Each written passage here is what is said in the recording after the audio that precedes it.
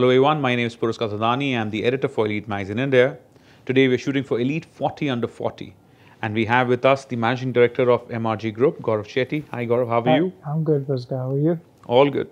So, how has the COVID scene been? Being the hospitality industry, I'm sure it has been a little tough. Yeah, when 1.5 years, yes, we have suffered a bit. But things are moving forward in a good way. We can see the growth, and we have got to know a lot of things also in the market. Like there's a new market segment. We were never into, like I would say, we were never into outdoor catering. We were never into like delivery and stuff. Now we have moved into that. So added a business has been added on in those kind of things also, and we have also learned a lot of things on the expense side where we're not focusing much before. Now we got to know a lot of things where we can cut down, where we can save and things. It's moving in a good way. Hopefully things will improve like what it was in 2019. Oh, very nice. So, right now you have about 10 hotels, if I'm not wrong. Yeah, that's right. Yeah. Hilton, Marriott, what all brands have you covered right now? We have like Goldfinch, our own brand, which we have like 4 properties in Bangalore. We have one in Sakleshpur, which is a smaller one. We have one in Bangalore, one in Bombay, and one in Delhi. And we have Hilton, Doubletree by Hilton Panjim, which is 2 years in back Goa. we opened, Goa. And we have a Courtyard Marriott in Bangalore, Hebbal. Very nice. I believe you're doing something very interesting, new property, like a coffee plantation. It's a resort kind of a property, right? We recently purchased a 200 acres property in Sakleshpur, which is from Bangalore. It's about 2 hours, 45 minutes drive. We're planning to build a JW Marriott there. So we're going to sign the contract. The whole 200 acres would be a resort kind of a format? Yeah, that's the plan. Right on a coffee plantation? Right on a coffee plantation. That will be something very interesting. Yeah, hopefully, but there's been an upsurge, right, for weekend travel and... there's like the hill stations are doing really good right now. Presently, from past 1.5 years, I'm saying, because we have one property in Sakleshpur, which is doing, we are through, in a month, I would say about 20-25 days we are occupied. So you're looking at the expansion plans. Obviously, you're in the hospitality industry. I think this is the worst phase hospitality scene in almost about, I think, forever for that matter. I don't think so. We've had such kind of a situation for the hospitality industry, and you're still expanding. You're opening more properties as well, right? We're opening about 5 properties. So in COVID time, you're still looking at expansion? Yes, because we can see the growth in the future. And we had a plan like 2 properties in the past, and now 3 are coming in this year we have signed. So 5 properties are in pipeline. Oh, very interesting. Yeah. I mean, this is a very interesting outlook for the hospitality industry. Yeah. Anything else? I really have to mention to all the audiences there. Okay. I'm a big fan of your restaurant Sana Dige. Delhi, it's a jewel in Delhi and also in Bangalore, and I love the paisam there. One of my favorite dishes in Delhi summer. That's something. You have really changed the concept. I mean, that's something. Why aren't you expanding that? I think India deserves much more of Sandiges all over. Bombay deserves one. We had plans, honestly, in the month of like last year. We had signed some properties in Bombay, and we had signed a property in Hyderabad.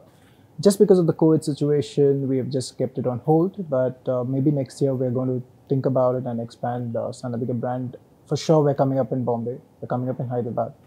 Maybe let's see where it takes. But I think there's a huge gap between the hospitality industry when it comes to hotels and stuff and independent restaurants. Okay. There's a huge gap. Why do you feel that there's such a huge gap? Why is it, do you feel that it's coming closer, or? I think it's coming closer. Like in business point of view, both are different ball game. Both are different. Why so? I mean, in a dining, right now, I think the price points are quite similar.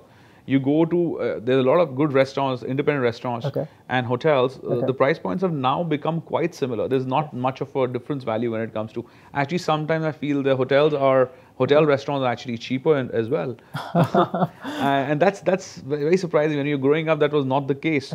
What do you think? Is it because so many independent outlets have, full-blown outlets have come across?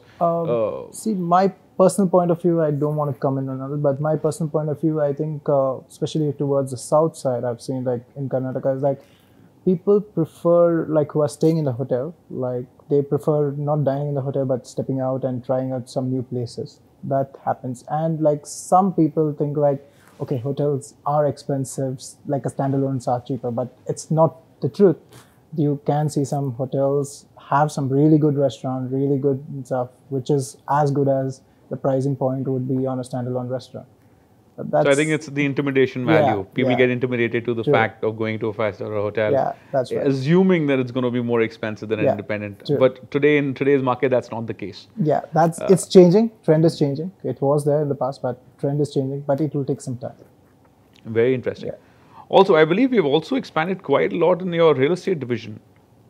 Yeah, that's which is handled by my dad mostly. So I'm helping him recently from past 2 years, because as the things have not done good in the hospitality industry, I've got into the real estate segment.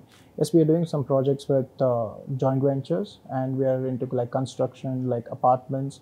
We're doing in layouts, and we are also getting into tech parks very soon. And we are also soon, we have signed one already for warehouse, and we are planning to do that also in the future.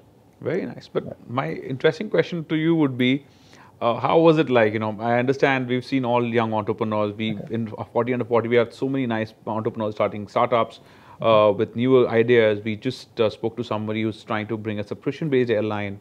The car company coming in, the first, and they've got great funding from wonderful people, cosmetic companies, all full-blown first-generation entrepreneurs. But as you know, second and third generation entrepreneurs also face a lot of challenges, which somehow don't get highlighted. But do tell us, what are the challenges you face? Family businesses are, people assume that it's easy, but I don't believe that. I mean, people face their own challenges, and I think we have to respect that as well. What are the challenges that you have faced? And taking the reins, you had to fill in big shoes. About 6 years back, I've joined this business, family business. I was doing my studies and I was working for some people and stuff. To be honest, as a challenge, it's like an established brand already. And then when you take over, like especially the hospitality sector, which my dad was handling, and then I take over the business, like eyes on you, like, okay, what is he going to do? Like, it can be your staff member, or it can be a family member, or an outsider, like what he's going to do, what's his next step. Yes, it's a little scary, but touchwood, my dad has supported me from the beginning till today, in all ways. Wherever I take a right step or a wrong step, I've taken some wrong steps. It's not that I've not. Every businessman does that. So I've also done it. But he's told me what's right and what's wrong and how to move forward.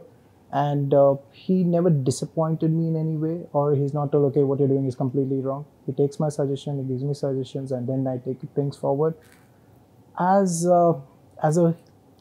handing over the business to me, he told me that you have to study, you have to do something, and then he told me to work somewhere. So I worked in Taj. I was there for 9 months. I worked for Taj Property. Then he gave me a small business, one of his restaurants, and he said, let me see what you can do with this. So then I proved my point. I tried getting better business. Then he said, okay, now I think you can handle. Once I've taken over the business, we opened about 3 hotels and Sanadiga in Delhi. So in the future, we have another 5 hotels coming up. So I think I'm. So Sanadiga was your baby. Can you say that? Yeah, I can say it. Yeah. That has been a wonderful. I think I'm sure you proved your point. You could, because that restaurant is, I think, one of my favorites, no doubt about it. And I think if people have not been to Sanadiga, please take your time, Google it, visit Sanadiga, and I'm sure you'll thank all of us at Elite and Gaurav as well for creating that jewel. Thank you. Other than about business, I think we've had good amount of conversation about business. What are your personal? There's one thing I always see. What's with the number 77?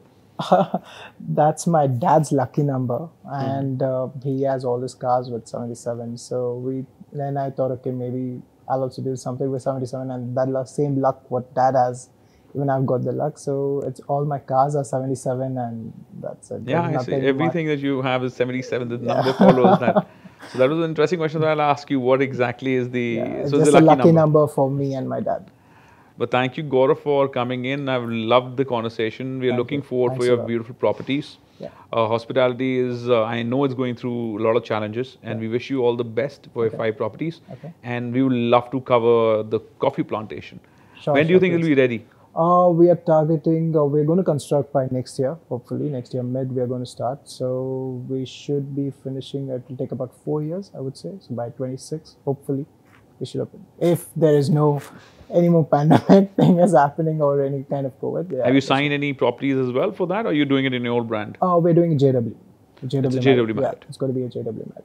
Okay, so wow, that'll be I think one of the hottest properties of the country. Hopefully, yeah. Hopefully, let's see. Thank you, Gaurav, so much for coming for Elite 40 under 40. Thank you. We're very happy to have you. Thank you. This is Puraskar Thadani from Elite Magazine India. Stay tuned, follow us, subscribe to us, and watch all wonderful entrepreneurs from our list of 40 under 40 and learn about their wonderful story about entrepreneurship. Have a good day. Signing off.